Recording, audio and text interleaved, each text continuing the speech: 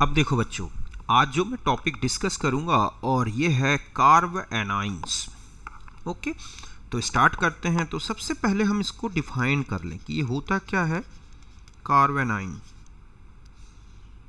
देखो बच्चों, carb A9 एक रिएक्शन इंटरमीडिएट है जो कि केमिकल बॉन्ड के हेट्रोलाइटिक फ्यूजन से बनता है और इसमें जो कार्बन एटम होगा वो एक नेगेटिव चार्ज रखता है। समझ गए ना कि reaction intermediate which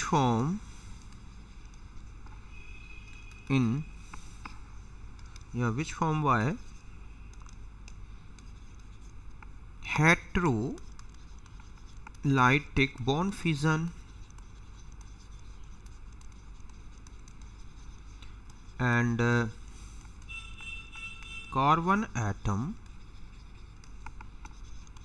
bears negative charge। समझ गए बच्चों कि ऐसा रिएक्शन इंटरमीडिएट जो कि केमिकल बॉन्ड के हेट्रोलाइटिक बॉन्ड फ्यूजन से बनता है और कार्बन एटम में नेगेटिव चार्ज होता है उसको बोलते हैं carb A9. Example CH3, suppose CH2 minus CH3 ये है, या लिखा है CH2 माइनस CHO या CH2 माइनस COO C2H5। इसके अलावा CH minus active methylene compounds होते हैं, उनमें तो ये मेन ही यही बनता है। तो इस तरह की स्पीसीज जिनमें क्या होता है बच्चों, नेगेटिव चार्ज होता है, उसको हम बोलते हैं कार्ब एनाइन। एरोमेटिक, एलिफैटिक सभी प्रकार के हो सकते हैं ये इस तरह से। तो ये है कार्ब एनाइन। ओके, अब आता है सबसे इंपॉर्टेंट जो इसमें आता है वो है इनकी स्टेबिलिटी का और इनकी टाइप्स के बारे में। तो हम एक एक करके समझते हैं। पहले लेते हैं टाइप्स में पहले होते हैं एल्काइल कार्ब एनाइंस। तो देखो बच्चों, एल्काइल कार्ब एनाइंस मतलब एल्काइल ग्रुप होगा, इनमें कार्बन में नेगेटिव चार्ज होगा। तो इनमें आते हैं और इनकी स्टेबिलिटी की बात कर दूं यहीं पर, ठीक है, और उसी का हमें ऑर्डर देखना है। Stability inversely proportional to 1/I+। समझ गए बच्चों कि अगर इनमें I+ है तो इनकी स्टेबिलिटी कम हो जाएगी, या हम कहें कि हाइपर कॉन्जुगेशन, तो इनमें तो होता नहीं हाइपर कॉन्जुगेशन, ठीक है। तो इस तरह से ये है। तो यहाँ पर देखो आप CH3 और यहाँ पर आप -I के डायरेक्टली प्रोपोर्शनल है, तो जैसे CH3 माइनस, ठीक है, ठीक इसी तरह से CH3 CH2 minus CH3 whole twice CH minus और CH3 whole thrice C minus. इसके अलावा बच्चों यहाँ पर एक और चीज़ लिख दूँ, S% कैरेक्टर। अगर S% कैरेक्टर बढ़ता है तो भी कार्बेनाइन की स्टेबिलिटी बढ़ेगी। अगर हम एक अनसैचुरेटेड देखें, ठीक है, अनसैचुरेटेड कार्बेनाइंस, तो आप देखोगे कि ये है CH3 C triple bond C, ये नेगेटिव चार्ज है, तो ये इससे ज़्यादा स्टेबल होगा। CH3 CH डबल बॉन्ड ये, और CH3 CH2, ये हम इधर ले लें इस तरह से कि ये है हमारे पास CH3 CH2 माइनस। समझ गए ना। तो सबसे ज़्यादा स्टेबल होंगे ये, क्योंकि यहाँ पर आप देखोगे S% कैरेक्टर कितना है, 50%। तो इस तरह से अगर अनसैचुरेटेड हैं और आप उसमें देख रहे हैं S कैरेक्टर बढ़ रहा है या घट रहा है, उसी हिसाब से इनकी स्टेबिलिटी डिसाइड करनी है। पॉजिटिव इंडक्टिव फैक्ट अगर ज़्यादा है तो स्टेबिलिटी कम होगी, निगेटिव इंडक्टिव फैक्ट ज़्यादा है तो स्टेबिलिटी ज़्यादा होगी। जैसे यहाँ पर है CH3, इससे ज़्यादा स्टेबल होगा, 1 क्लोराइड लगा दें, इससे ज़्यादा हो जाएगा Cl2CH माइनस, और इससे ज़्यादा स्टेबल होगा CCl3 माइनस। समझ गए ना, ये इनके स्टेबिलिटी का ऑर्डर होगा। तो इस तरह से पहला तो है कार्बेनाइन में एल्काइल कार्बेनाइन के बारे में, ठीक है। दूसरे आ जाते हैं हम एलाइल कार्बेनाइन। एलाइल कार्बेनाइन जो है इनमें क्या होता है बच्चों, रेजोनेंस, रेजोनेंस स्टेबलाइज्ड होते हैं ये, मतलब इनकी स्टेबिलिटी का रीजन होगा रेजोनेंस। सपोज देखो CH2 double bond CH, okay, CH2 minus, तो आप देखोगे ये रेजोनेंस शो करेगा, तो इस तरह से CH2 minus CH double bond CH2। तो इसका मतलब ये हुआ कि अगर हम 1 डिग्री 2 डिग्री देखें तो CH2 CH, ओके, CH2 ये सबसे ज़्यादा स्टेबल होगा, CH2 double bond CH, CH R और CH2 double bond C, CR2 negative, ठीक है। 1 डिग्री 2 डिग्री 3 डिग्री, एलाइल में भी 1 डिग्री 2 डिग्री 3 डिग्री होते हैं, जिसमें निगेटिव चार्ज है उसमें कितने अल्काइल ग्रुप जुड़े हैं तो इनके, और ये बता दूं कि ये जो होंगे मतलब CH2 डबल बॉन्ड C और CH2 माइनस मोर स्टेबल देन R CH2, समझ गए ना कि ये एल्काइल कार्बेनाइन से कहीं ज़्यादा स्टेबल होते हैं। इसी तरह से अगर मान लो लिखा है RC triple bond C minus, तो इससे ज़्यादा स्टेबल होगा RCH double bond CH CH2 minus, क्योंकि इनमें रेजोनेंस हो रहा है, नेगेटिव चार्ज पूरे मॉलिक्यूल में डिस्ट्रीब्यूट हो जाता है, ठीक है। फिर थर्ड आ जाते हैं और ये हैं बेंजाइल कार्बेनाइन, ठीक है, कि अब हम कौन से ले लेते हैं, बेंजाइल कार्बेनाइन। तो बेंजाइल कार्बेनाइन जो होंगे ये भी क्या होते हैं, स्टेबलाइज्ड बाय रेजोनेंस, इनमें रेजोनेंस इफेक्ट होता है जिसके कारण ये स्टेबलाइज्ड होते हैं। क्यों, देखो आप इसमें कि इस तरह से इनमें नेगेटिव चार्ज जो है डिस्ट्रीब्यूट हो जाएगा इस तरह से, तो ये नेगेटिव चार्ज जब रिंग में आएगा तो डबल बॉन्ड CH2 माइनस इस तरह से पूरी रिंग में डिस्ट्रीब्यूट हो सकता है, जिसके कारण ही इनमें क्या होती है बच्चों, स्टेबिलिटी ज़्यादा हो जाती है, और जितनी ज़्यादा रिंग बढ़ाते जाओगे स्टेबिलिटी उतनी ही ज़्यादा होगी। इसका मतलब ये हुआ कि C6H5CH2 माइनस, इनसे ज़्यादा स्टेबल होंगे C6H5 whole twice CH minus, ठीक है, और इनसे ज़्यादा स्टेबल होंगे कौन से बच्चों, जिनमें 3 रिंग जोड़ दें C6H5 whole thrice C minus. और अब ध्यान रखें कि RCH2 माइनस इससे ज़्यादा स्टेबल थे RCH double bond CH CH2 minus, और इनसे ज़्यादा स्टेबल है C6H5 CH2 माइनस। तो ये इंपॉर्टेंट ऑर्डर याद रखना है, ओके। फिर हम आगे बढ़ते हैं। इसी तरह से अगर मान लो यहाँ पर CH2 माइनस ग्रुप लगा है, ठीक है, और यहाँ पर इलेक्ट्रॉन विड्रॉविंग ग्रुप लगा है, तो they are more stable than normal benzyl group, क्योंकि जो निगेटिव वो हैं इलेक्ट्रॉन विड्रॉविंग वाले, वो निगेटिव चार्ज को स्टेबल बना देते हैं। तो यहाँ पर अगर आप देखें कि ये है इस तरह से, और यहाँ पर हम सपोज OCH3 या इलेक्ट्रॉन रिलीजिंग ग्रुप जोड़ दें, ओके, इलेक्ट्रॉन रिलीजिंग ग्रुप, तो इनकी स्टेबिलिटी में इफेक्ट आएगा। सपोज आप देखो यहाँ पे लिखा है CH2 माइनस, और यहाँ क्या लगा दें NO2, तो NO2 माइनस का इफेक्ट डालेगा, जिससे पैरा पोजीशन के इलेक्ट्रॉन क्लाउड को अपनी तरफ अट्रैक्ट कर लेगा। और यहाँ पर अगर हम CH2 माइनस ले लें और यहाँ पर OCH3 लगा दें तो ये कम स्टेबल होगा। और अगर आप ये देखेंगे कि NO2 ग्रुप अगर यहाँ पर लगा दिया जाए CH2 माइनस NO2, तो ये सबसे ज़्यादा स्टेबल होगा, ठीक है।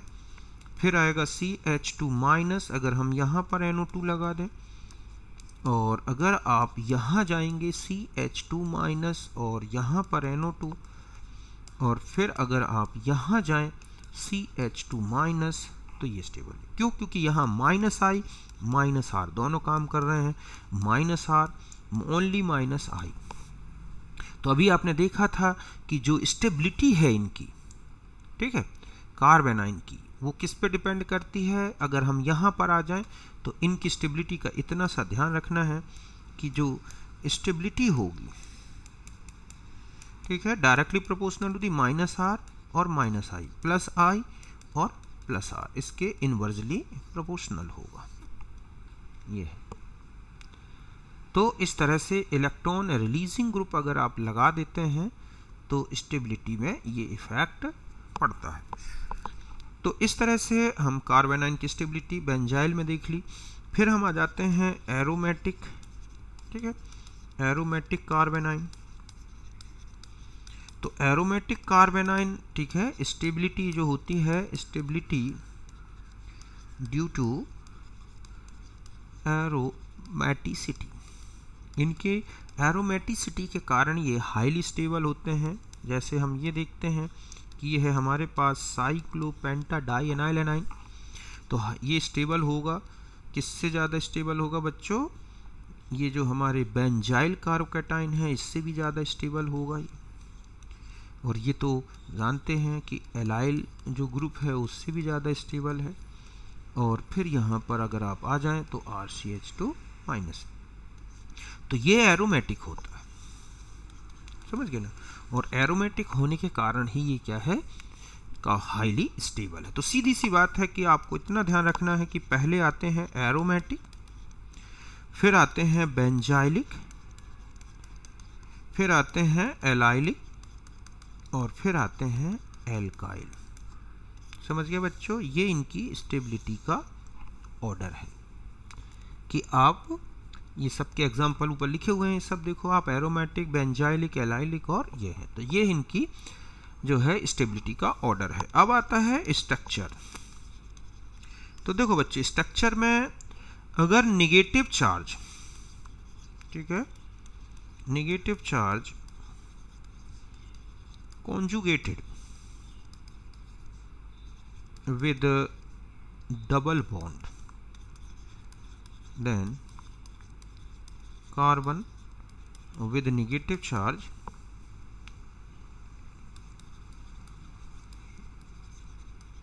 so sp2 hybridization. समझ गए बच्चों कि अगर नेगेटिव चार्ज किसी डबल बॉन्ड के साथ कॉन्जुगेशन में है तब वहां पर कौन सा हाइब्रिडाइजेशन होगा? sp2, but not conjugated, then it show sp3 hybridization। समझ गए बच्चों कि अगर वो कॉन्जुगेटेड नहीं है तो वो कौन सा शो करेगा? देखो कैसे, जैसे यहाँ पर है निगेटिव चार्ज, ये H है, ये H है, ये H है, तो यहाँ पर कौन सा हाइब्रिडाइजेशन होगा? sp3। या हम ये लिखें CH3, CH negative charge CH3, तो भी यहाँ पर क्या होगा? sp3। और जो स्ट्रक्चर होगा इनका, ये कौन सा स्ट्रक्चर दिख रहा है? ट्राइगोनल पैरामिडल, ठीक है, ये स्ट्रक्चर होगा। और अगर ये कंडीशन बनती है, जैसे कि यहाँ पर है डबल बॉन्ड और ये क्या है? CH2-, तो ये कॉन्जुगेशन कर रहा है। और हम जानते हैं कि कॉन्जुगेशन तभी होगा जब रिंग और जो कार्बेनाइन है वो फ्लैट है। तो यहाँ पर आपको कौन सा हाइब्रिडाइजेशन याद रखना है? sp2। और जहाँ sp2 होगा वहाँ पर प्लेनर, मीन्स अगर हम ये देखें कि H डबल बॉन्ड C और ये क्या है? CH2-, ठीक है। तो यहाँ का अगर आपको हाइब्रिडाइजेशन पूछा जाए तो देखो ये दो इसमें स्ट्रक्चर में आ जाएगा, यहाँ पर नेगेटिव चार्ज ऐसा आ जाएगा, डिस्ट्रीब्यूट हो जाएगा, है ना, और ये है CH2। तो ऐसे में क्या होगा कि यहाँ जो अगर हम स्ट्रक्चर देंगे इसका तो हम ऐसा लिखेंगे, ये ऐसे रहेंगे। समझ गए बच्चों? ऐसे। और जहाँ पर ऐसी कंडीशन बनती है वहाँ पर कौन सा हाइब्रिडाइजेशन हो जाएगा? CH, ये वाला कौन सा? sp2। तो यहाँ पर हर एक कार्बन sp2 हाइब्रिड स्टेट में है। ये है। ठीक इसी तरह से एरोमेटिक रिंग में अगर कोई नेगेटिव चार्ज है तो वहाँ पर भी sp2 हाइब्रिडाइजेशन ही होगा। जैसे हम यहाँ देखें ये नेगेटिव चार्ज है तो यहाँ कौन सा हाइब्रिडाइजेशन है? sp2। तो इस तरह से कार्बन आयन में हाइब्रिडाइजेशन याद रखना है। यहाँ तक बात क्लियर है? ओके, तो ये था हमारा कार्ब एनाइन के बारे में। अब दूसरा मेंबर हम लेते हैं और वो है हमारा क्या, फ्री रेडिकल। समझ गए बच्चों, फ्री रेडिकल कि ये होते क्या हैं, हम इसको पहले डिफाइन कर लें, फिर इनकी भी स्टेबिलिटी और ये किस रिएक्शंस में होते हैं। तो देखो, फ्री रेडिकल मतलब होता है, ये है रिएक्शन इंटरमीडिएट। समझ गए ना, reaction intermediate which form by homolytic bond fusion and carbon atom wears odd electron। समझ गए बच्चों कि एक ऐसा रिएक्शन इंटरमीडिएट जो कि किस में बनता है, होमोलाइटिक बॉन्ड फ्यूजन में, और कार्बन एटम में क्या होता है बच्चों, ऑड इलेक्ट्रॉन। ऐसी स्पीसीज को बोला जाता है फ्री रेडिकल। ठीक है, CH3 फ्री रेडिकल है, या CH3 CH2 फ्री रेडिकल है, या CH2 double bond CH2 free radical है। इस तरह से बेंजाइल फ्री रेडिकल है। तो ये सब क्या है बच्चों, फ्री रेडिकल्स। इनमें ऑड इलेक्ट्रॉन होता है, ये पैरामैग्नेटिक नेचर के होते हैं। ओके, अब हम आते हैं टाइप्स में। तो टाइप्स में पहले कौन आते हैं, एल्काइल फ्री रेडिकल। ठीक है, तो ये जो है stabilized by plus I effect and hyperconjugation. समझ गए बच्चों, लेकिन इनका हाइपर कॉन्जुगेशन ज़्यादा इफेक्टिव नहीं होता उतना। तो इस तरह से इनकी स्टेबिलिटी अगर हम देखें तो CH3 फ्री रेडिकल, फिर आ जाएगा CH3 CH2 फ्री रेडिकल, फिर है CH3 whole twice CH free radical, और फिर हो जाएगा CH3 C फ्री रेडिकल। तो ये इनकी स्टेबिलिटी का ऑर्डर है। समझ गए बच्चों।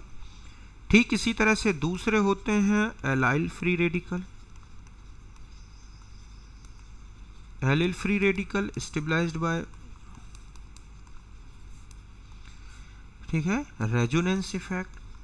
इनमें रेजोनेंस इफेक्ट होता है, इसलिए स्टेबलाइज्ड होते हैं ज़्यादा, और ये स्टेबिलिटी इनकी जो है CH ये है, और ये है CH2 फ्री रेडिकल। तो ये दो स्टेबल रेडिकल में चेंज होगा, एक आइडेंटिकल स्ट्रक्चर कहलाएंगे, ये इक्विवेलेंट स्ट्रक्चर है। और इस तरह से अगर हम ये कहें कि CH2 CH और ये है CH2 रेडिकल, तो इससे ज़्यादा स्टेबल होगा हमारे पास। अगर हम इसमें ये हो जाएगा CH2 double bond CH CHR radical, CH2 double bond CH CR2 radical, और इससे ज़्यादा हो जाएगा अगर आप CH3 CH double bond CH CR2 radical ले लें, क्योंकि यहाँ हाइपर कॉन्जुगेशन भी स्टार्ट हो जाएगा। ओके, और अगर आप इनको कंपेयर करें तो CH2 double bond CH CH2 more stable than CH3 whole thrice C radical.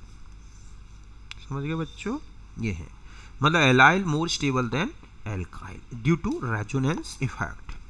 Third है benzyl free radical.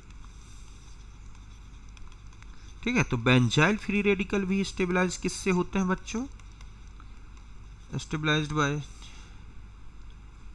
By resonance effect. ये है, तो इनमें भी एक रेजोनेंस इफेक्ट आता है, जिसके कारण आप देखोगे जैसे ये है हमारे पास बेंजाइल रेडिकल। ओके, यहाँ पर है CH2 फ्री रेडिकल। तो जब ये रेजोनेंस शो करेगा तो यहाँ डबल बॉन्ड आएगा, और इस तरह से ऑड इलेक्ट्रॉन पूरी रिंग में डिस्ट्रीब्यूट होने लगेगा, और ये अपने आप को ज़्यादा स्टेबल बना लेगा ऐसे।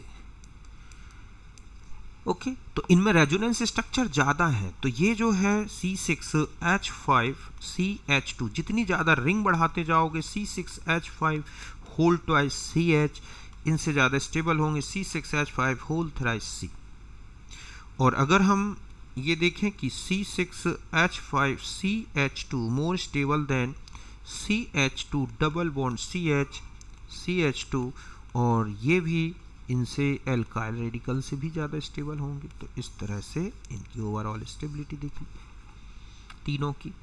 तो ये है फ्री रेडिकल की स्टेबिलिटी का। तो इसका मतलब ये हुआ कि सीधा है कि बेंजाइल, फिर मतलब बेंजाइलिक हो गए, एलाइलिक हो गए, तीनों में अगर कंपैरिजन, ठीक है, देखें बेंजाइलिक, एलाइलिक और एल्काइल, ये इनकी स्टेबिलिटी का ऑर्डर होता है। समझ गए बच्चों? इस तरह से। अब आता है स्ट्रक्चर। तो स्ट्रक्चर में ध्यान रखें कि जो फ्री रेडिकल है, radical carbon shows sp2 hybridization. समझ गए बच्चों कि जहां पर फ्री रेडिकल का कार्बन है उसमें कौन सा हाइब्रिडाइजेशन होगा? sp2। देखो कैसे, मतलब ये है कार्बन, ये एक बॉन्ड, ये एक बॉन्ड, एक ये बॉन्ड, और इसमें एक इस तरह की ऑर्बिटल, प्योर p ऑर्बिटल, तो ये है अनहाइब्रिड। ठीक है, हम ये कहें कि प्योर p ऑर्बिटल। बाकी यहां ग्रुप जुड़े होंगे। तो इसका जो स्ट्रक्चर होगा वो होगा ट्राइगोनल प्लानर। समझ गए बच्चों? ट्राइगोनल प्लानर, और 120 डिग्री का एंगल होगा इस तरह से। अब बस ये ध्यान रखें कि CCl3 free radical, CF3 free radical, अगर किसी ब्रिज हेड में फ्री रेडिकल बन रहा है यहां पर, तो ये सब जो हैं कौन सा हाइब्रिडाइजेशन शो करेंगे बच्चों? sp3। इनमें का सेंट्रल एटम से जुड़े हुए एटम की इलेक्ट्रोनिगेटिविटी ज़्यादा है, जिससे सेंट्रल एटम में p कैरेक्टर ज़्यादा हो जाएगा, और यही रीज़न है कि ये sp3 हाइब्रिडाइजेशन शो करते हैं। समझ गए ना?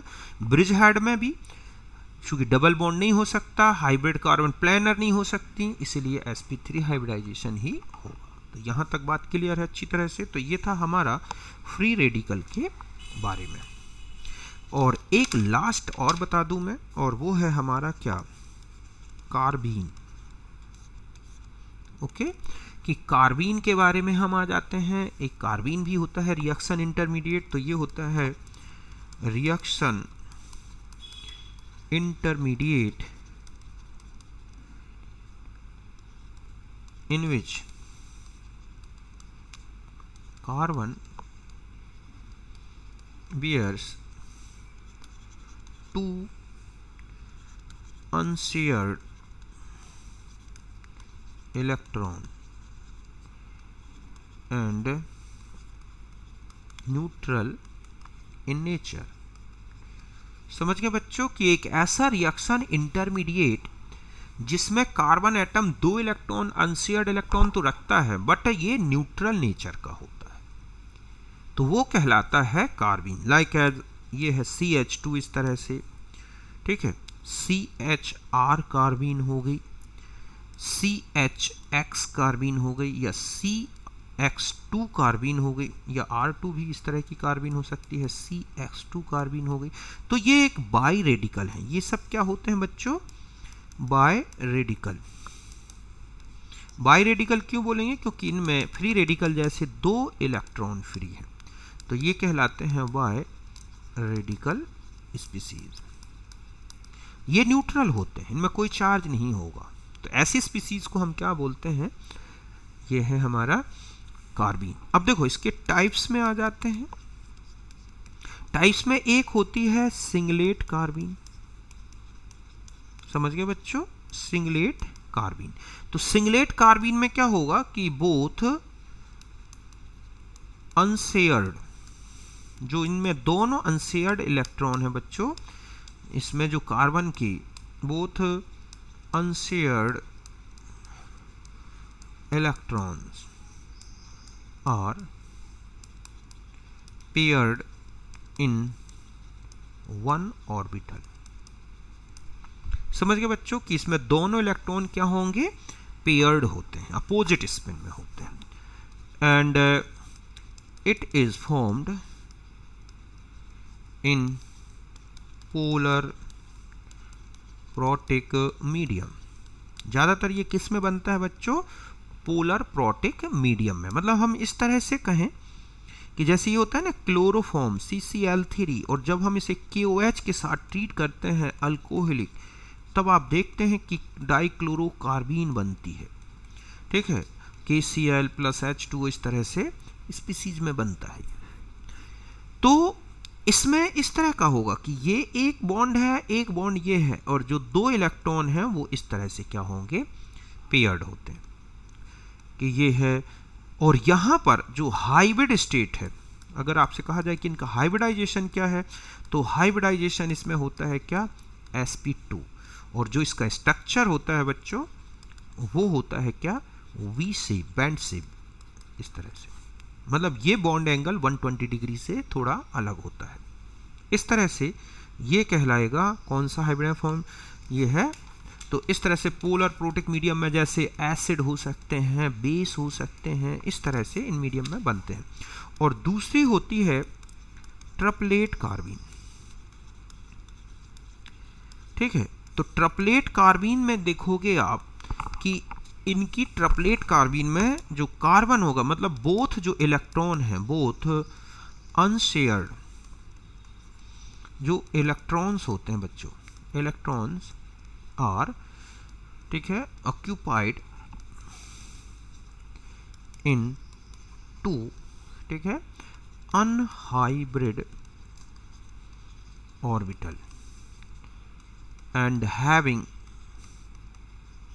Same spin. ठीक है, कि इनमें क्या होती है, सेम स्पिन होगी। तो इस तरह से ये है कि यहाँ पर ये कार्बन है और ये सपोज हाइड्रोजन है, एक ये है। तो इस तरह से एक अनहाइब्रिड ऑर्बिटल ये है और एक ये है, ऐसे। तो इनमें जो 2 इलेक्ट्रॉन हैं, एक ऐसा और एक ऐसा, मतलब हम इसको ऐसा शो करेंगे कि ये है कार्बन और ये H है, इसमें दोनों इलेक्ट्रॉन अनपेयर्ड होते हैं, इस तरह से। तो यहाँ पर ये जो स्ट्रक्चर है, और यहाँ पर ये केवल 2 हाइब्रिड ऑर्बिटल हैं, ये अनहाइब्रिड हैं। ये क्या है बच्चों, अनहाइब्रिड ऑर्बिटल। ठीक है, तो यहाँ पर जो हाइब्रिडाइजेशन होगा कार्बन का, वो कौन सा होगा बता सकते हैं आप, कि हमें 2 ही हाइब्रिड ऑर्बिटल चाहिए है, तो यहाँ पर होता है sp हाइब्रिडाइजेशन। ठीक है, और जो स्ट्रक्चर होगा वो कैसा होगा, लीनियर, इस तरह से। और ये फॉर्म्ड होते हैं, फॉर्म्ड इन, ठीक है, प्रेजेंस ऑफ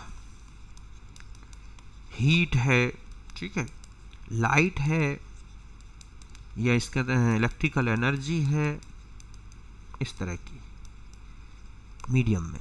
क्योंकि लाइट की प्रेजेंस में इलेक्ट्रॉन का जो है स्पिन इन्वर्जन हो जाता है, और यही रीज़न है कि दोनों इलेक्ट्रॉन ज़्यादा से ज़्यादा समय तक क्या होंगे, अनपेयर्ड रहते हैं। अब आता है कि देखो इनकी एक होती है स्पिन मल्टीप्लिसिटी। ठीक है, तो स्पिन मल्टीप्लिसिटी का जो फॉर्मूला होता है वो होता है बच्चों, इसमें स्पिन मल्टीप्लिसिटी के कारण ही इनके नाम पड़े हैं, सिंगलेट और कार्बन। ठीक है, तो देखो यहाँ पर ये होता है, ठीक, स्पिन मल्टीप्लिसिटी 2s + 1। क्या होता है, 2s + 1, जहाँ s क्या कहलाता है, s है, ठीक है, मैं स्पिन मल्टीप्लिसिटी को s है रिजल्टेंट स्पिन क्वांटम नंबर, जो कि s1 + s2 + s3 इस तरह से निकालें। तो अब यहाँ देखो आप कि अगर हम इसकी एल्कीन की बात, इस कार्बिन की बात करते हैं कि ये वाली सिंगलेट, ठीक है, तो सिंगलेट में जो s की वैल्यू होगी बच्चों, ठीक है, वो कितनी होगी, तो s देखो इसमें एक +1/2 है और एक -1/2, तो कितनी हो गई, 0। तो इसकी जो स्पिन मल्टीप्लिसिटी आएगी वो कितनी हो जाएगी, 1। कि अगर आप इस फॉर्मूले में रखोगे 2 × 0 + 1, तो ये कितनी होगी, 1। तो इसलिए इसका नेम पड़ा है सिंगलेट स्टेट। ठीक है, और यही है सिंगलेट कार्बिन। अब अगर मान लो हम इसमें आ जाते हैं कि ट्रिपलेट कार्बिन में, तो दोनों इलेक्ट्रॉन, तो यहाँ पर जो s है +1/2 + 1/2, तो कितना हो गया, 2। ठीक है, सॉरी 2 क्यों 1 हो गया, सॉरी यहाँ पर। तो ये हमारे पास आ गया इसका सम 1, ठीक है। तो स्पिन मल्टीप्लिसिटी कितनी हो जाएगी बच्चों, 2 + 1 और ये कितनी हो गई 3, इसीलिए इसको बोला गया है ट्रिपलेट स्टेट। मीन्स अगर हम इसे मैग्नेटिक फील्ड में रखें तो हमें 3 ओरिएंटेशन मिलेंगे सिंगलेट कार्बिन के, और उसमें केवल एक ही ओरिएंटेशन होगा। तो यही रीज़न है कि इनके नेम ये हैं।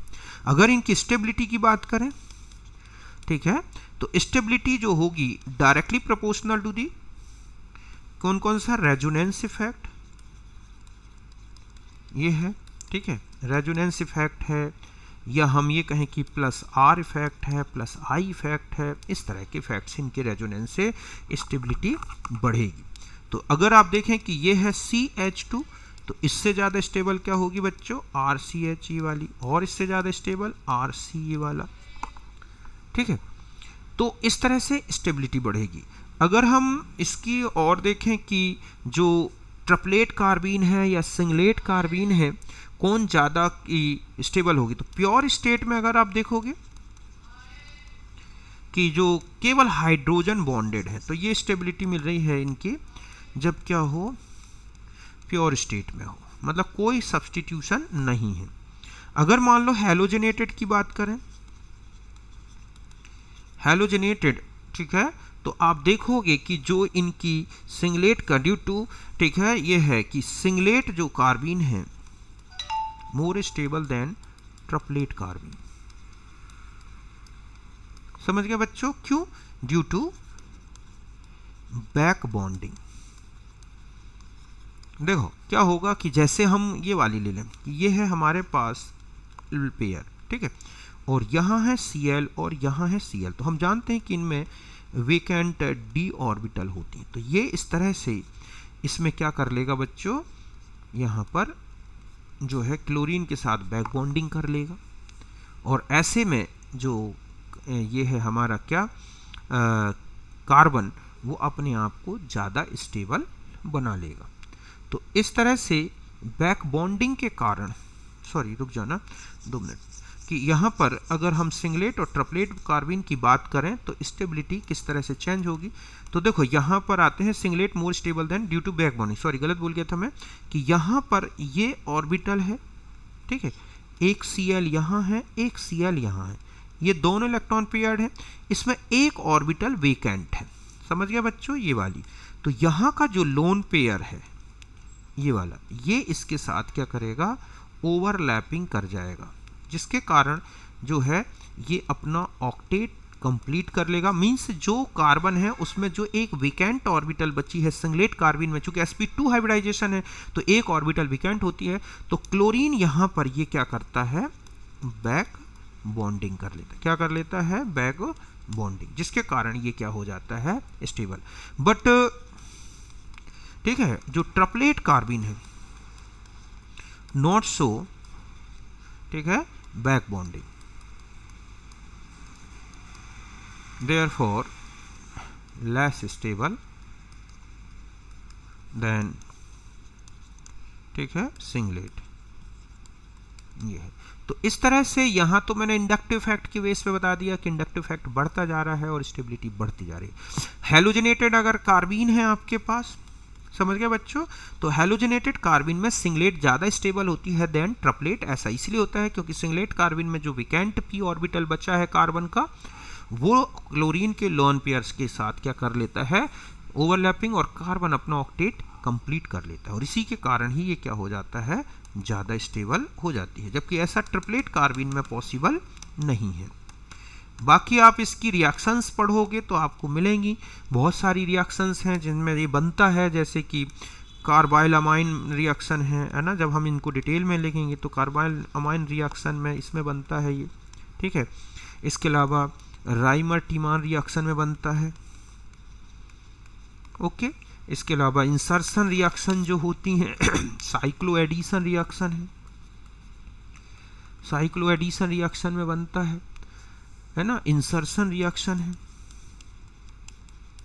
देखो एक क्वेश्चन आता रहता है कि ये है हमारे पास एक एल्कीन, ठीक है, और यहाँ पर 2 कंडीशन दी जाती हैं कि यहाँ पर एक सिंगलेट कार्बीन ऐड हो जाए, ठीक है। और यहाँ पर अगर आपको ट्रिपलेट कार्बीन ऐड कराना है तो कौन सा प्रोडक्ट बनेगा कहाँ पे? तो देखो सिंगलेट कार्बीन में जब ये है तो इसमें केवल एक ही प्रोडक्ट होगा, ये है इस तरह से।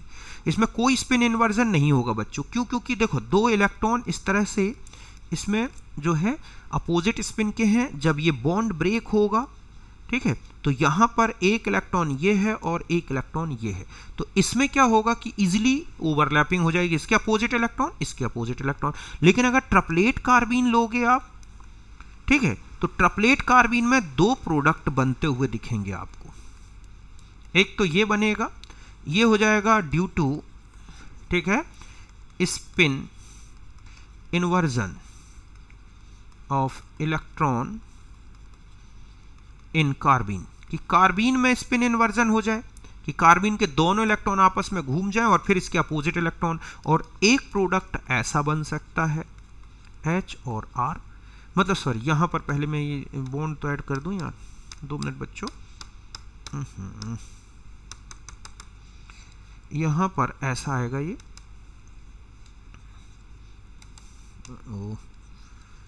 CH2 इस तरह से, और इसमें भी यहाँ पर हम आ जाए तो यहाँ पर हो जाएगा CH2। और इसमें आप देखोगे तो ये है ड्यू टू रोटेशन, ठीक है, about C single bond C in alkene. कि देखो बच्चों ये दो अनपेयर्ड इलेक्ट्रॉन दोनों सेम स्पिन के हैं, तो जब ये बॉन्ड ब्रेक होगा तो दो अनपेयर्ड इलेक्ट्रॉन के अपोजिट स्पिन है, इनकी सेम स्पिन है, तो या तो इसकी स्पिन इन्वर्जन हो जाए, तो जब इनकी स्पिन इन्वर्जन होगा तो मॉलिक्यूल के कॉन्फ़िगरेशन में कोई चेंज नहीं आएगा। लेकिन अगर इसके इलेक्ट्रॉन स्पिन इन्वर्जन नहीं करते बल्कि बॉन्ड के, तो बॉन्ड को घूमना पड़ेगा, तब जाके ओवरलैपिंग होगी। तो इस तरह से ये जो रिएक्शन है यहाँ देख रहे हैं कि ये एक स्टीरियो, ठीक है, स्टीरियो स्पेसिफिक दिख रही है, कि आप जो है क्या ले रहे हैं इस तरह से कि जब आप सिस में ले रहे हैं तो ये एक सिस प्रोडक्ट ही बनता है सिंगलेट के साथ। लेकिन अगर ट्रिपलेट के साथ देखें तो चाहे सिस ले लें एल्कीन चाहे ट्रांस, बनेंगे दो प्रोडक्ट। मतलब अगर हम पहले वाली रिएक्शन में अगर ये वाला रिएक्टेंट बदल दें, यहाँ सिस ना लेके ट्रांस ले लें, तो हम देखेंगे कि सिंगलेट कार्बीन के साथ ट्रांस से ट्रांस प्रोडक्ट बनेगा, सिस से सिस। तो ये एक स्टीरियो स्पेसिफिक है, बट ये जो है नॉट स्टीरियो, ठीक है, स्टीरियो स्पेसिफिक क्यों नहीं है? क्योंकि चाहे आप यहाँ सिस ले लें चाहे ट्रांस, बनेंगे दो ही प्रोडक्ट। तो इस तरह से जो रिएक्टेंट है उसकी स्टीरियो केमिस्ट्री पे डिपेंड नहीं कर रहा। तो ट्रिपलेट कार्बीन के साथ रिएक्शन स्टीरियो स्पेसिफिक नहीं है, मींस आप चाहे सिस ले लें तो सिस और चाहे ट्रांस ले लें, ये दोनों प्रोडक्ट बनेंगे। लेकिन अगर पहली रिएक्शन आप ट्रिपलेट कार्बीन के साथ देखते हैं तो इसमें अगर सिस लोगे तो सिस प्रोडक्ट, ट्रांस लोगे तो ट्रांस प्रोडक्ट। क्यों? क्योंकि इसमें किसी प्रकार का कोई स्पिन इन्वर्जन, बॉन्ड रोटेशन नहीं होता। तो यहाँ तक हमारा इसका मैटर था आज, बाकी हम नेक्स्ट वीडियो में डिस्कस करें। ओके, तो मिलते हैं हम नेक्स्ट वीडियो में, तब तक बाय बच्चों। आप पढ़ो खूब दिमाग से।